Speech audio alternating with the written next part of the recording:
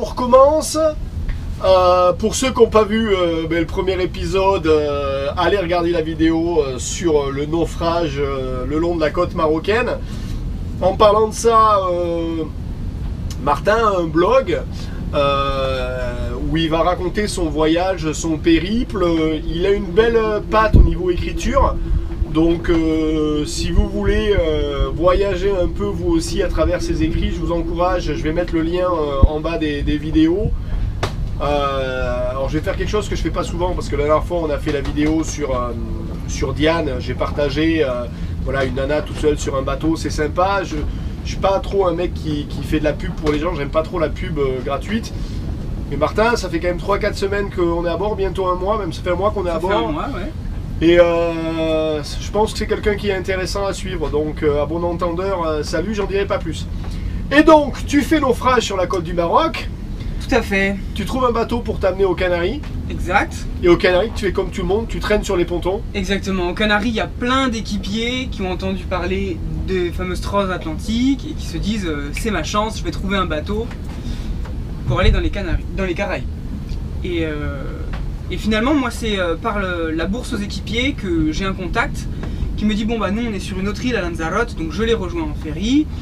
On fait une petite traversée d'essai et me voilà engagé à bord du Paradise. Donc, on est. Paradise qui s'appelle le bateau. Ouais. Donc, il y a le capitaine et on est 3 équipiers.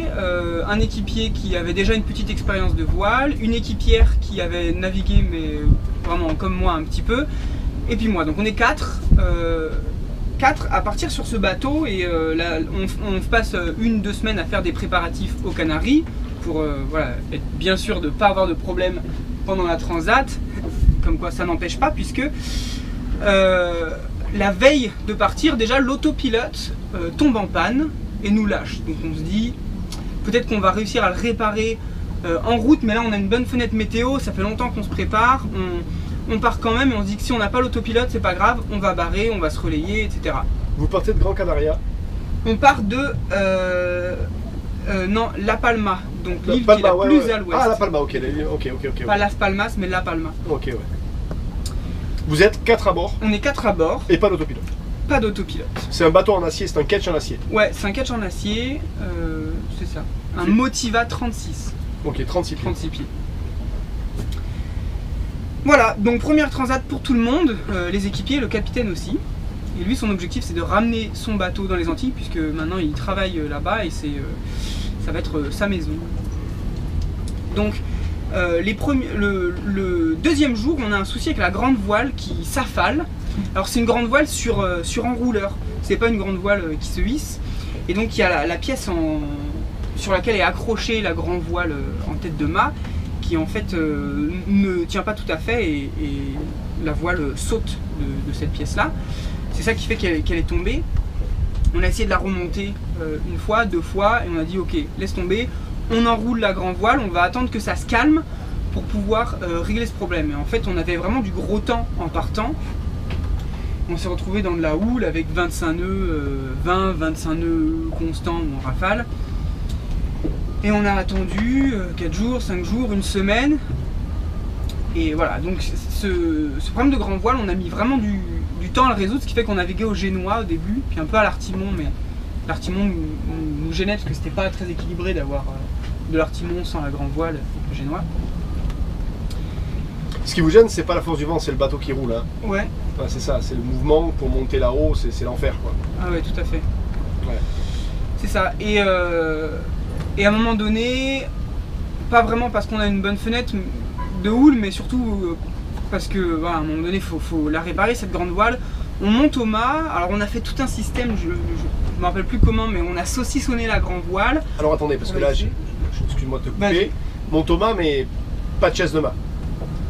Tu montes aux échelons en te clippant. En se mousquetonnant sur les échelons, ouais. Et voilà, donc on saucissonne la grand voile, on la monte, et après quand on coupe en bas le fil qui avait saucissonné la grand voile, il y a un problème, c'est que en haut, avec la pression de la voile, ça reste maintenu, elle ne se déploie pas, on ne peut pas l'enrouler tranquillement et puis la réinstaller. Donc on est obligé de monter encore au mât pour couper le fil tout le long. Et en se déployant, la grand voile bat beaucoup, le temps qu'on la récupère et qu'on gère le truc, il se trouve qu'elle exerce beaucoup de pression sur le mât. Et notre grand souci, ça va être ça, c'est que on a un des haubans à l'avant qui est fixé sur le roof et qui commence à arracher le toit du bateau. Voilà. Donc là, auban non traversant, alors sur un bateau en acier, ça paraît assez hallucinant, mais on a un auban qui est en train d'arracher le pont. Et là, le capitaine prend la décision de dire on va pas tirer dessus parce qu'on va se finir avec le mât par terre. Ouais, il joue la sécurité, et donc on met pas trop de génois, on met pas de grand voile, mais ce qui veut dire aussi qu'on ne peut pas sortir le génois complètement et tangonner pour se mettre en vent arrière, ce qui serait bien pratique avec les alizés. Et on est obligé de toujours aller chercher les limites. Bon, ça encore, il faut savoir qu'au vent arrière, on avance moins vite qu'à 120 degrés du vent. C'est pas forcément une connerie ça. Mais ouais. Bon. Mais par rapport à notre trajectoire, ça nous obligeait à louvoyer pas mal. Louvoyer, alors que c'est pas l'objectif. Ouais. Voilà, et après on a eu plein de petites avaries diverses, de l'anémomètre qui à un moment donné tombe en panne. Je crois qu'il n'est jamais revenu l'anémomètre. Donc ça, vous perdez le plateau arrière.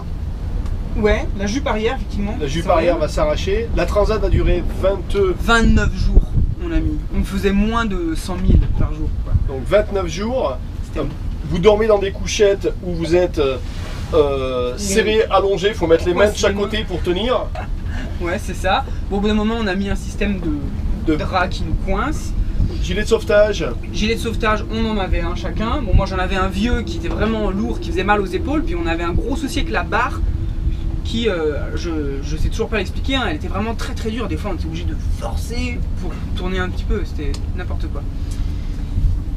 Ça, on a eu une VHF portable qui est passée à l'eau. On avait des entrées d'eau parce que du coup le bateau était foutu de manière à ce qu'il y ait porte latérale. Des portes latérales, et du coup l'eau, quand on se prenait des déferlantes, rentrait sous les portes latérales, donc il y en avait à l'intérieur, dans le carré, on épongeait, ça coulait dans la cuisine. Ça c'est dû au manque de vitesse. C'est dû au manque de vitesse si on ne va pas assez vite.